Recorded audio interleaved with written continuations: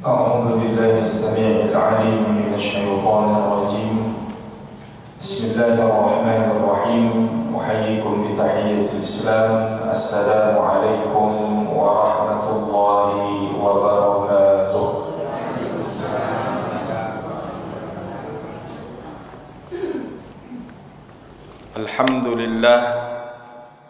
الحمد لله رب العالمين وكفى، والصلاة والسلام على النبي المصطفى محمد صلى الله عليه وسلم، وبعد.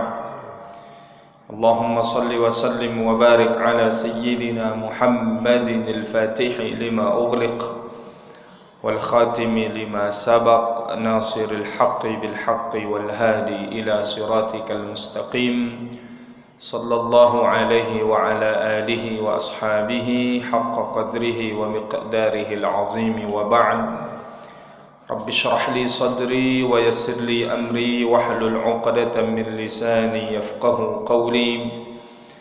اللهم إنا نسألك علما نافعا وعملا متقبلا ورزقا واسعا حلالا طيبا. اللهم أغننا بالعلم وزينا بالحلم وأكرمنا بالتقوى وجملنا بالعافية.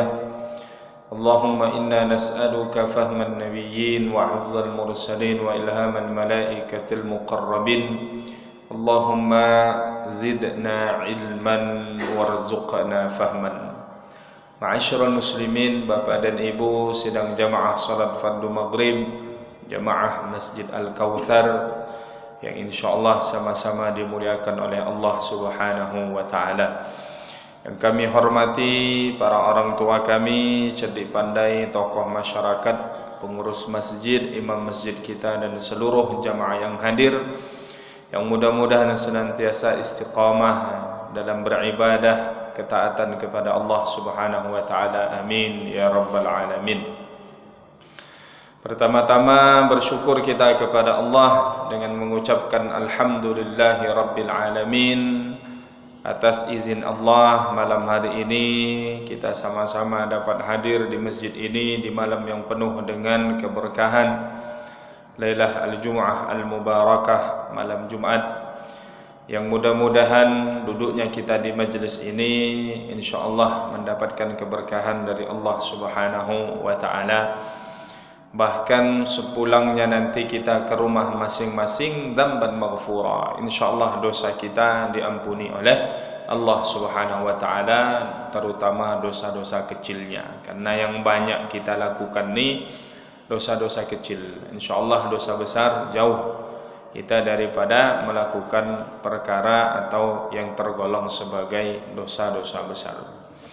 Tak lupa bersalawat kepada beliau Rasulullah sallallahu alaihi wasallam dengan melafazkan Allahumma salli ala sayyidina Muhammad wa ala ali sayyidina Muhammad. Assalamu alayka ya Rasulullah. Mudah-mudahan kita tergolong di antara umat beliau yang kelak mendapat syafaat pertolongan dari Rasulullah.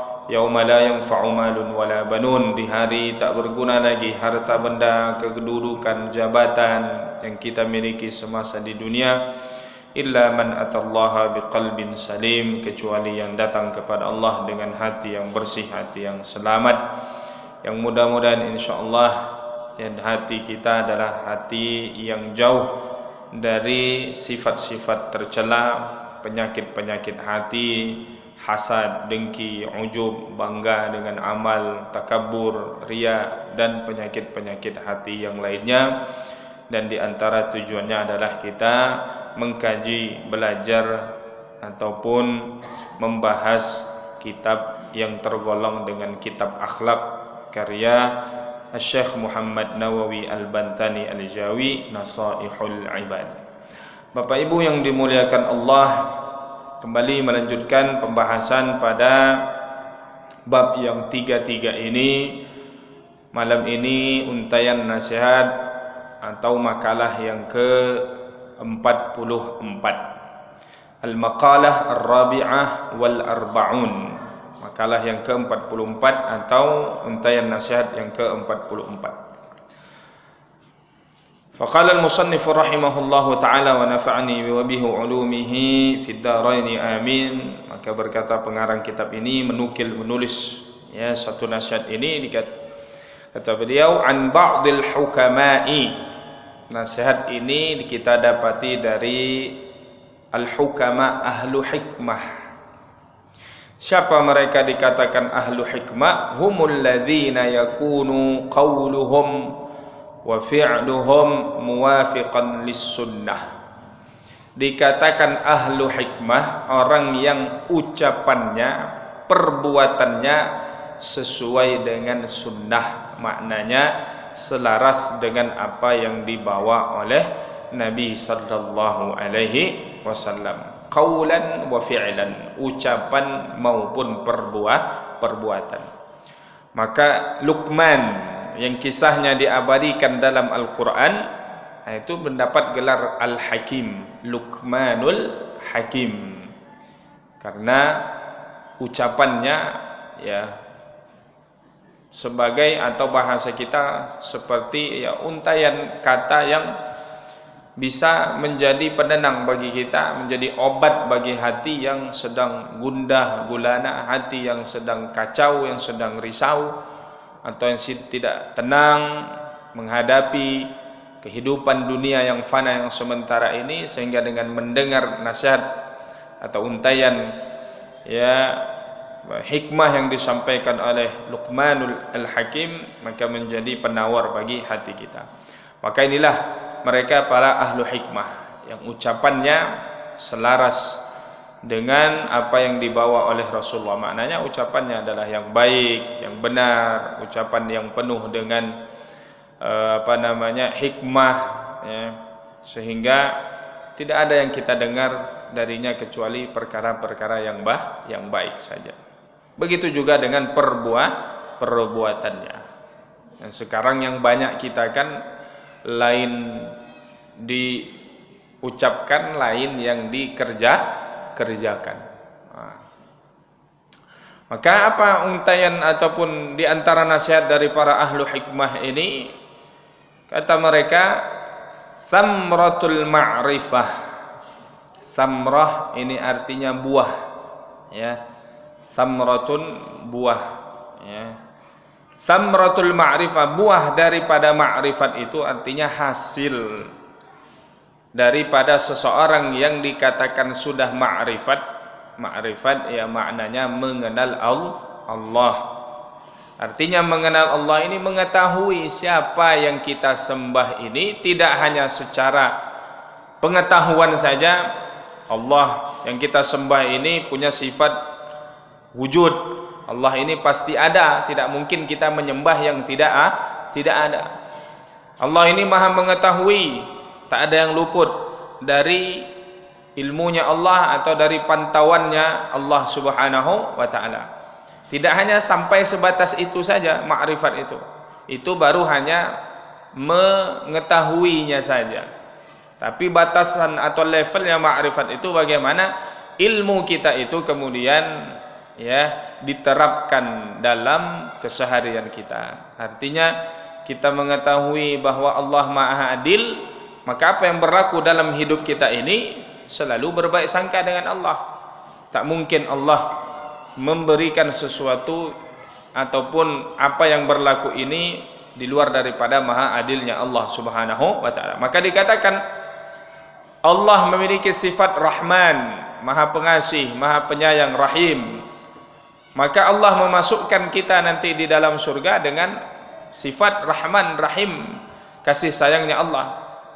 Dan kemudian Allah memasukkan hambanya ke dalam neraka karena sifat maha adilnya Allah subhanahu wa ta'ala. Artinya dengan keadilannya Allah, begitulah Allah menyiksa hambanya. Bukan artinya Allah subhanahu wa ta'ala ini, kalau bahasa kita ya apa bahasa kita ya,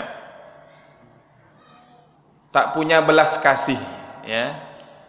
Kenapa menciptakan manusia? Justru menyiksa manusia itu. Kalau sudah tahu manusia itu akan bermaksiat, tidak beriman, tak usah diciptakan. Tidak seperti itu dalam pandangan penilaian kita. Karena Allah maha adil, Allah maha mengetahui. apapun yang dikerjakan pastilah yang terbaik, ya.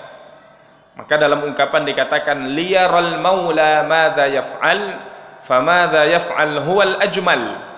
Kalau kita perhatikan, renungkan apa yang diputuskan oleh Allah, apa yang diperbuat oleh Allah, maka kita mendapati itulah yang paling baik.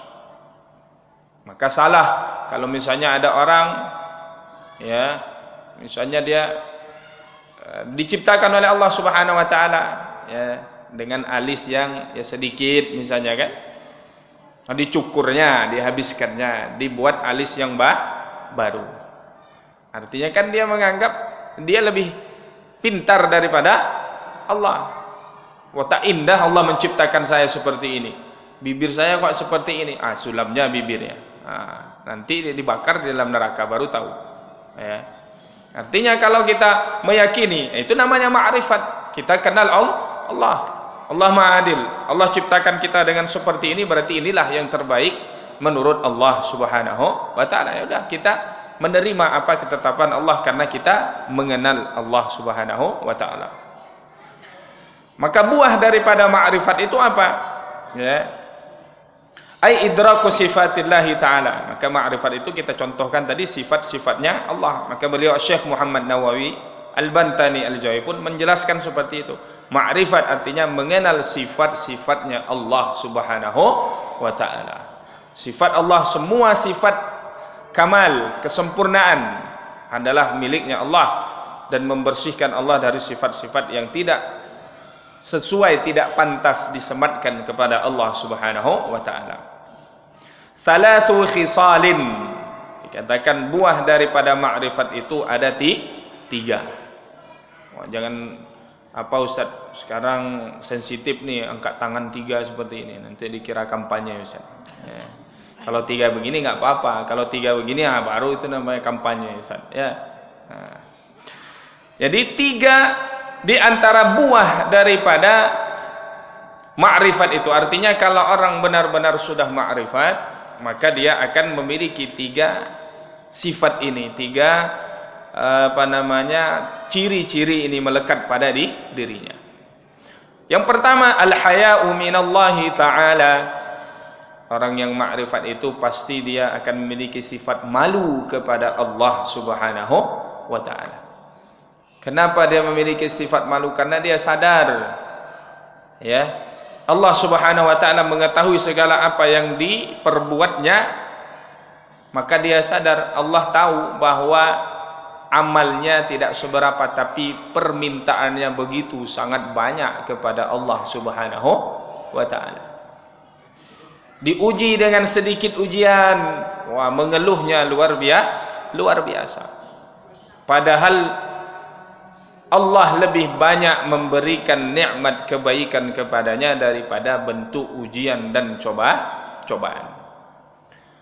Maka apa di antara makna malu di sini? Ai inqibadul qalbi an ma'asillahi ta'ala.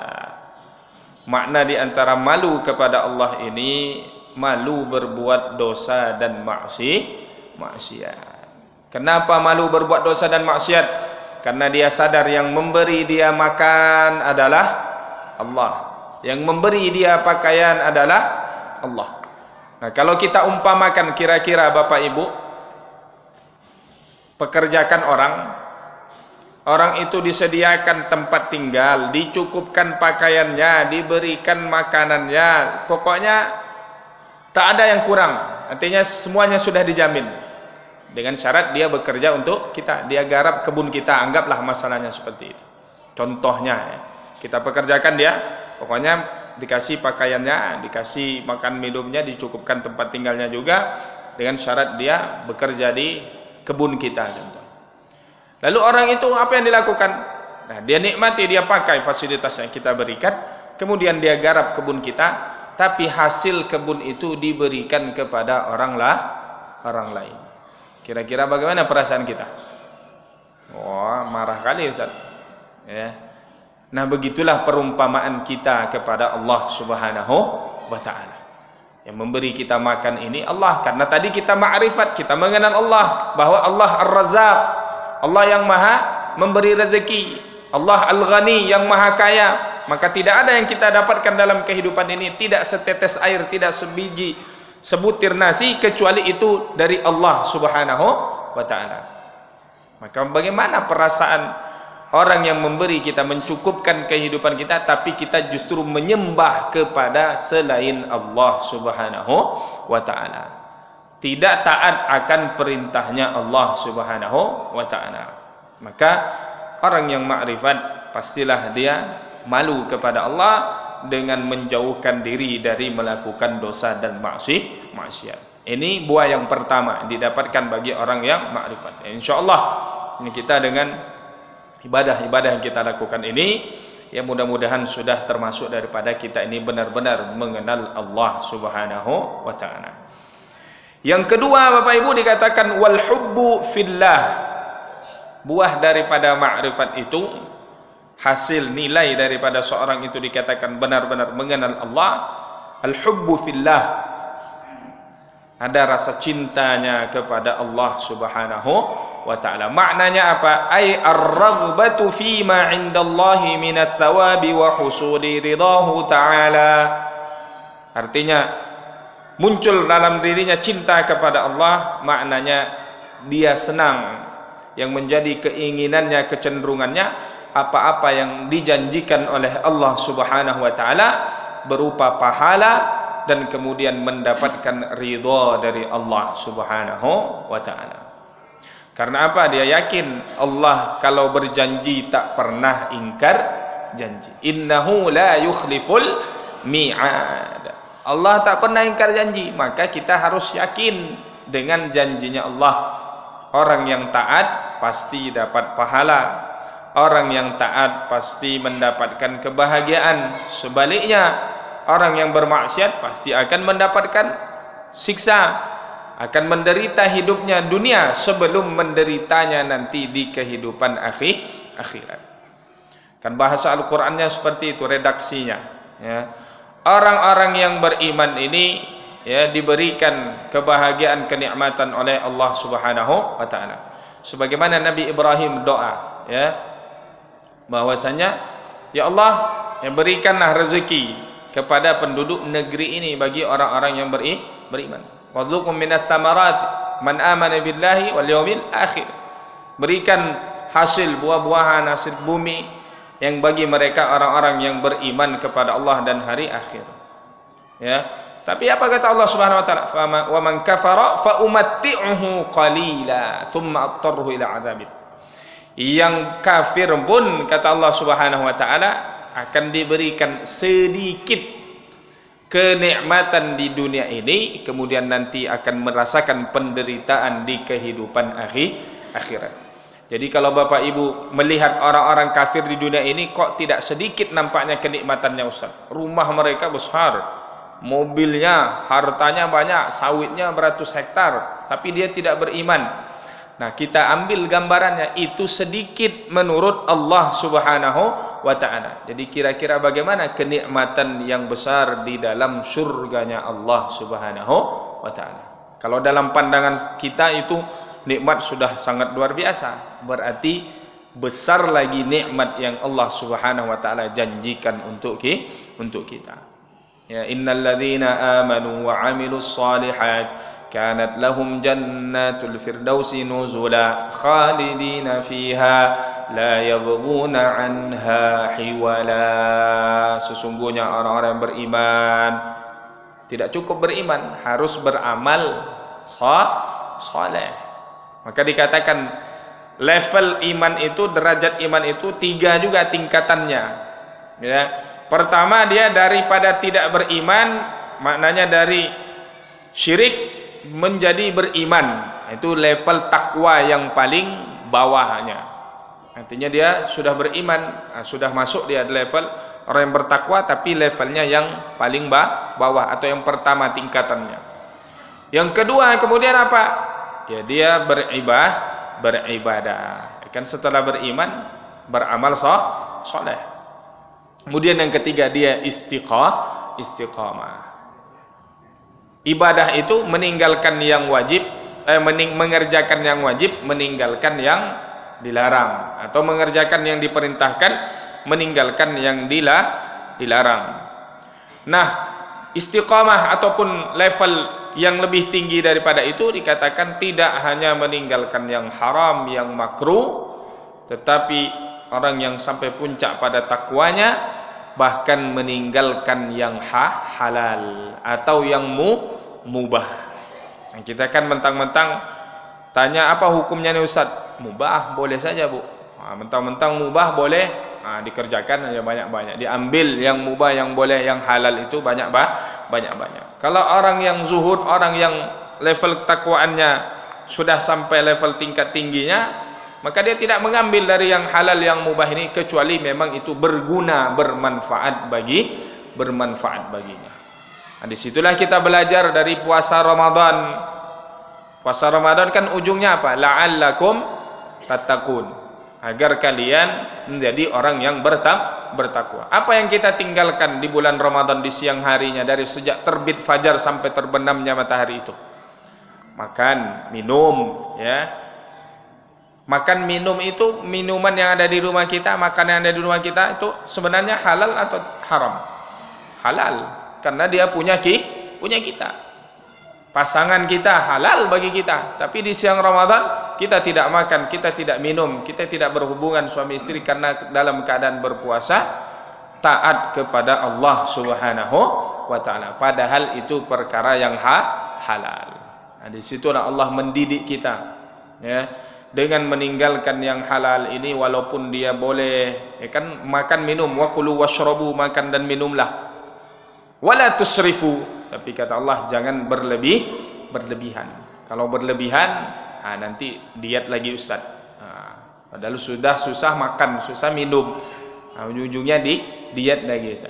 Karena berlebih, tidak ideal badannya dan lain sebagainya. Itu ayat sepenggal, tapi kemudian dikatakan, ya, kalau dijadikan sebagai landasan dalam hidup kita, dalam keseharian kita, maka akan mendatangkan banyak maslahat dan kebaikan.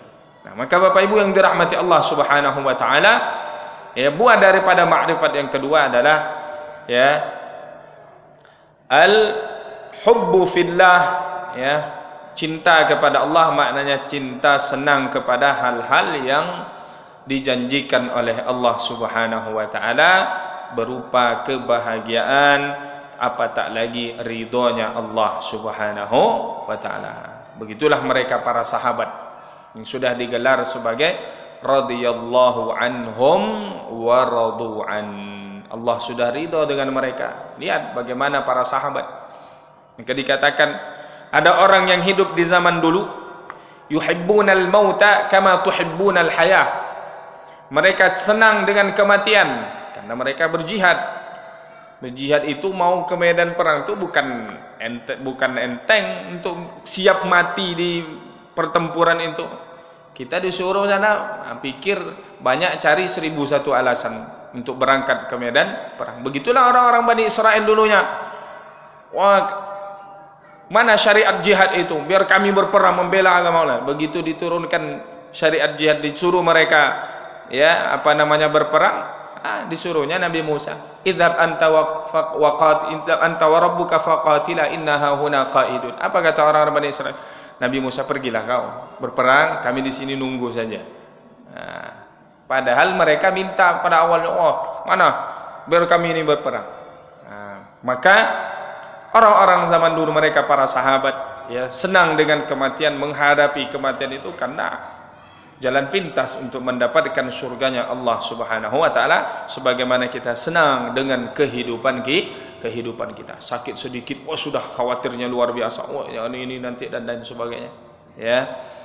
Maka Bapak Ibu yang dirahmati Allah Subhanahu wa taala, kalau seseorang itu benar-benar ma'rifat kepada Allah, maka pastilah yang menjadi keinginannya adalah janji Allah, yang itu adalah kebahagiaan di kehidupan akhirat. Maka tak masalah baginya di dunia ini bersusah payah, di dunia ini dia serba kekurangan dibandingkan dengan segala nikmat yang Allah persiapkan di dalam surga. Kenikmatan di dalam surga, pakaian kita, pakaian terbaik diberikan oleh Allah. Walibasuhum fiha harir, pakaiannya dibuat dari sutra, pakaian terbaik yang ada, tak pernah lapuk pakaiannya karena tak ada dicuci. Kalau pakaian kita ni dunia kan lapuk karena cuci jemur. Di sana tak ada dicuci. Macam mana mau dicuci? Tidak kotor pakaian itu. Makan kita, minum kita, tak ada sisa kotoran daripada makanan dan minuman itu. Di dalam surga itu tak ada lagi yang buruk-buruk. Yang dalam pandangan kita dunia ini sesuatu yang jorok. Bahkan dikatakan penduduk surga itu tidak akan meludah. Tak ada ludahnya. Saking dijaganya. Pakaian, makanan dan minumannya itu berubah menjadi keringat. Dan keringatnya itu minyak wangi. Lebih wangi daripada parfum manapun yang ada di muka bumi Allah Subhanahu wa taala ini. Yang di sehari-hari sudah tidak ada lagi. Cuma ada kenikmatan saja.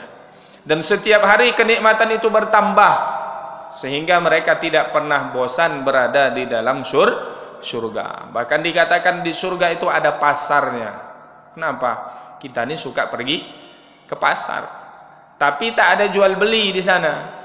Yang ada cuma berkumpul, jumpa kawan, cerita, nostalgia. Bagaimana dulu kehidupan dunia, bagaimana dengan orang-orang kayanya, bagaimana dengan orang-orang solehnya. Dan alhamdulillah kita hari ini sudah berada di dalam surganya Allah Subhanahu wa ta'ala. Kemudian yang ketiga, buah daripada ma'rifat itu dikatakan wal unsu billahi wa huwa as-sahwu billahi ta'ala. Orang yang ma'rifat itu senantiasa rindu ataupun tenang dia hatinya, kemudian bersandar kepada Allah Subhanahu wa ta'ala. Artinya yang namanya ma'rifat, dia mengenal Allah, maka dalam kehidupannya itu yang selalu diingat hanyalah Allah, Allah dan Allah. Tak ada apa yang berlaku, ingat Allah. Apa yang berlaku dalam hidupnya, ingat Allah, ingat Allah. Mendapatkan nikmat, ingat siapa pemberi nikmat, alhamdulillah. Mendapatkan ujian, siapa yang memberi ujian, Allah, kembalikan kepada Allah. Inna lillahi wa inna ilaihi raji'un.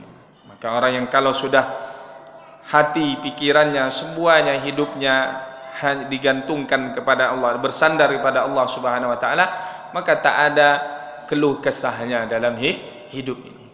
Karena dia yakin kepada Allah Subhanahu wa taala. Kalau dia mengerjakan perintahnya Allah, ya, urusan yang lainnya itu menjadi tanggungan Allah Subhanahu wa taala. Anaknya mau sekolah, biaya rumahnya dan lain sebagainya. Kalau dia sudah mengerjakan perintahnya Allah, dia yakin, maka semua yang lainnya itu akan diurus atau bahasa kita dijamin oleh Allah Subhanahu wa taala. Maka kita lihat, ya, orang-orang tua kita dulu, ya, mereka sekolah tak tinggi, tapi mereka bagaimana begitu yakin kepada Allah Subhanahu wa taala. Pekerjaannya pagi pergi ke ladang, ya, siang atau sore pulang, begitu saja. Tapi anaknya 6, 7, 8. Kemarin saya jumpa 12 dia bersaudara. Orang sekarang takut punya banyak anak, takut miskin. Padahal sekolahnya tinggi. Jadi Nabi kita pun sudah mengatakan, tazawwajul walud dan wadud, nikahilah perempuan yang subur, yang bisa melahirkan banyak anak. Fa inni mukatsirun bikumul umam yaumal qiyamah. Karena saya adalah orang yang banyak umatnya nanti di hari kiamat. Ya, kita yang belum diberi keturunan, mudah-mudahan insyaallah Allah berikan keturunan. Amin ya rabbal alamin. Maka Bapak Ibu yang dirahmati Allah Subhanahu wa taala, fa kullu musta'nisin salihun wa huwa atharu musyahadati jamali hadratillahi ta'ala fil qalbi. Orang yang selalu merasa tenang, rindu dengan Allah Subhanahu wa taala, tak ada penyebabnya kecuali dia melihat dampak, ya, bagaimana keindahan ketika hati itu sudah terpaut dengan Allah Subhanahu wa taala. Nikmat. Maka kan ada disebut, ya, di antara orang-orang yang merasakan manisnya iman. Tidak ada yang lebih dicintainya melebihi cintanya kepada Allah Subhanahu wa taala. Ya. Kemudian dia benci, tidak senang, kembali kepada maksiat, kepada zaman jahiliyah dia, zaman dulu, zaman-zaman masih muda, masih banyak meninggalkan sholat, tidak sadar, sebagaimana dia tidak senang dilemparkan nanti di dalam neraka Allah Subhanahu wa taala. Dia tidak mencintai seseorang kecuali karena Allah Subhanahu wa taala. Pokoknya semuanya dia berkaitan dengan Allah Subhanahu wa taala. Maka hatinya pun merasa tenang. Nah, ini yang mahal, hati yang tenang ini yang susah ataupun yang butuh perjuangan kita untuk mendapatkannya. Tidak sedikit orang mencari ketenangan dengan mengeluarkan biaya yang sangat mahal, beli pulau bahkan, atau menyewa kapal pesiar untuk mendapatkan ketenangan. Padahal ketenangan itu ada di dalam hati kita. Hati tenang, ala bidzikrillahi tatmainnul qulub. Dengan mengingat Allah, hati kita menjadi tenang. Nah, inilah Bapak Ibu yang dirahmati Allah Subhanahu wa taala, 3 di antara buah daripada ma'rifat mengenal Allah Subhanahu wa taala, di antara pesan nasihat yang disampaikan oleh para ahlu hikmah, ya, salatu khisalin, 3 di antaranya al-haya'u minallah, malu dari Allah, artinya malu bermaksiat. Yang ada kita terkadang tidak melakukan maksiat, tidak melakukan dosa. Kenapa? Karena dilihat oleh orang. Lebih malu kita dilihat orang daripada dilihat Allah. Begitu orang tidak ada, melakukan maksiat, lupa kalau Allah melihat kita. Kemudian al-hubbu fillah, yang menjadi kecintaannya adalah apa-apa yang ada pada Allah Subhanahu wa taala. Di antara maknanya adalah pahala janji, kemudian pahala balasan, pahala yang dijanjikan oleh Allah, dan ridhonya Allah Subhanahu wa taala, yang dengan ridhonya itulah kita kelak dimasukkan di dalam surga. Wal unsu billah, kemudian rindu dengan Allah, merasa tenang hatinya, merasa tenang hatinya, ya, kemudian batinnya, ya, karena melihat bagaimana, ya, kecintaan ataupun kemudian apa-apa yang telah nampak dia dalam kehidupan ini, bukti nyata daripada, ya, akan kebenaran adanya dan maha kuasanya dengan sifat-sifat yang ada pada Allah Subhanahu wa taala, apa yang berlaku di kehidupan dunia ini.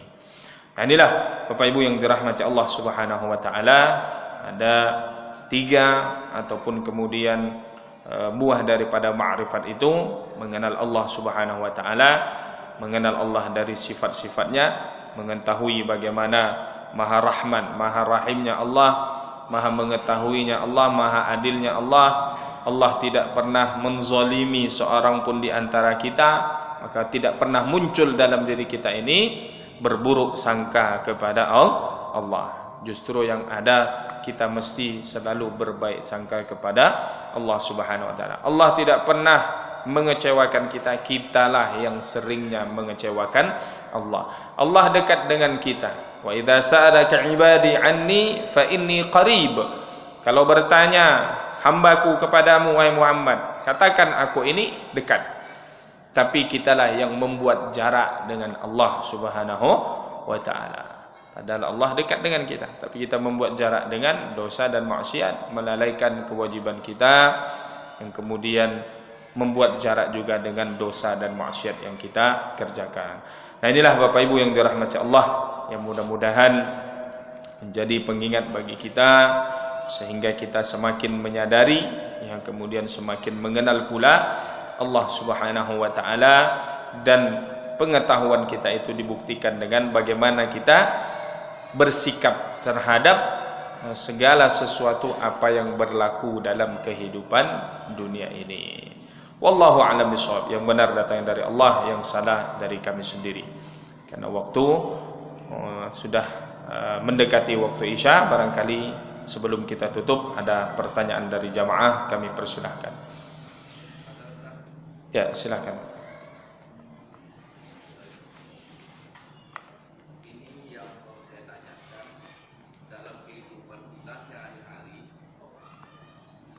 Sering mengucapkan ini adalah musibah hidayah, ini adalah ilham, ini adalah laknat Allah, dan banyak lagi kalimat-kalimat lain ini dalam keseharian kita yang kita dengar. Untuk membedakan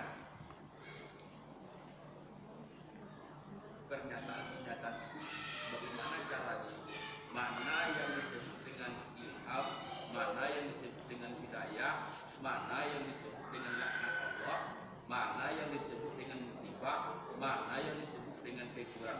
Bagaimana kita untuk mengetahuinya itu, Ustaz? Itu saja. Baik.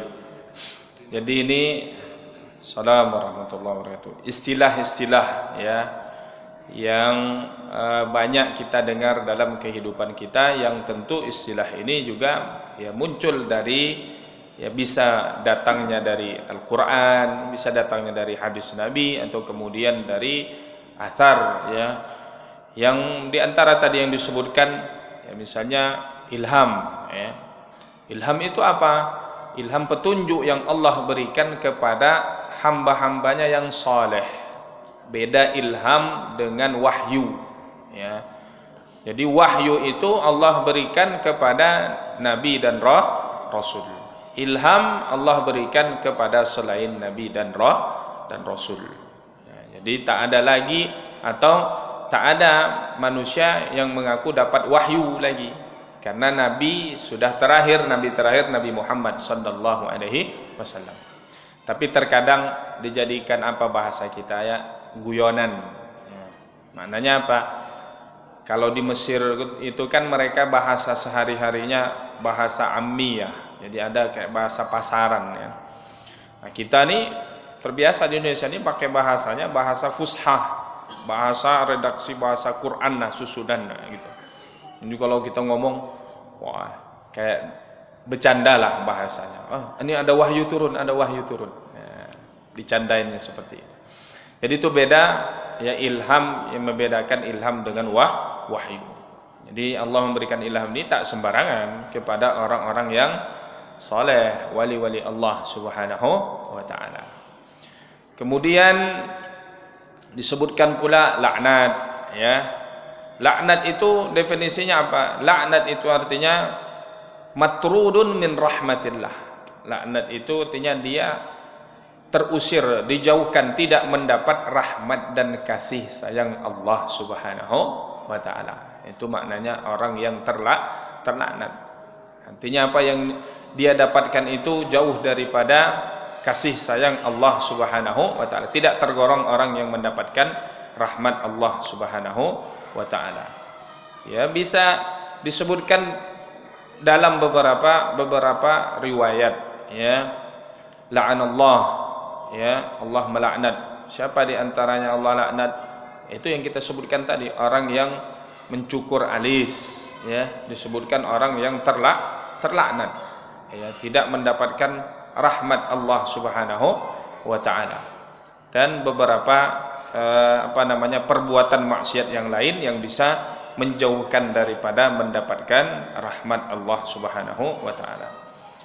Musibah ya, musibah bisa juga bahasanya adalah bentuk ujian dan cobaan dari Allah Subhanahu wa taala. Dalam Al-Qur'an, وَلَنَبْلُوَنَّكُمْ بِشَيْءٍ مِّنَ الْخَوْفِ وَالْجُوعِ وَنَقْصٍ مِّنَ الْأَمْوَالِ وَالْأَنفُسِ وَالثَّمَرَاتِ وَبَشِّرِ الصَّابِرِينَ الَّذِينَ إِذَا أَصَابَتْهُم مُّصِيبَةٌ ya.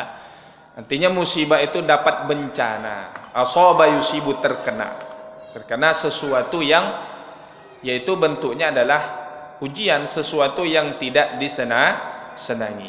Maka itu umumnya biasanya namanya musibah ya.